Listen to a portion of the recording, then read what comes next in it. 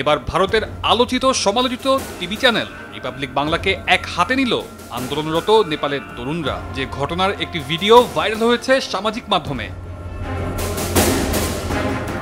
Viral হওয়া ভিডিওতে দেখা যায় নেপালের সংবাদ সংগ্রহে গিয়েছিলেন অর্ণব গোস্বামী ও ময়ূক রঞ্জনের পরিচালিত চ্যানেল রিপাবলিক বাংলা টিভির এক সাংবাদিক। দেশটির গণ অভ্যুত্থান নিয়ে এক নেতিবাচক প্রশ্ন ও মন্তব্য করায় ক্ষোভে তার উপর চড়াও হয় নেপালের এক তরুণ।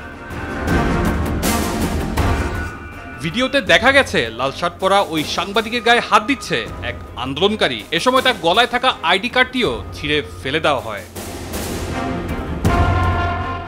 ভিডিওটি ছড়িয়ে পড়লে কমেন্টে অনেকেই লিখেছেন, সাহসী দেশপ্রেমিক যোদ্ধাকে লাল সালাম, আমরা যা পারি নাই তা উনি করেছেন। একজন লিখেছেন, এই ব্যক্তিকে জানাই অন্তরের অন্তরস্থল থেকে অনেক অনেক শুভেচ্ছা। এই ব্যক্তি রিপাবলিক বাংলার সাংবাদিককে যথাযথ জবাবটি দিয়েছেন।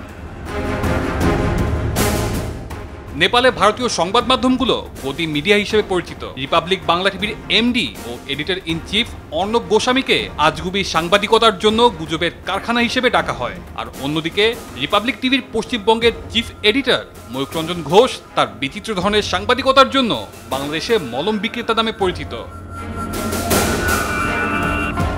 কথিত আছে, কোনো দেশের জনগণ যদি ভারতের বিপক্ষে অবস্থান নেয় তখনই রিপাবলিক বাংলা সাংবাদিকতার কোনো রুলস ফলো না করেই উল্টোপাল্টা সংবাদ প্রচার করতে থাকে। এর মধ্যে এগিয়ে আছেন রিপাবলিক বাংলার পশ্চিমবঙ্গের চিফ এডিটর ময়ূক রঞ্জন ঘোষ।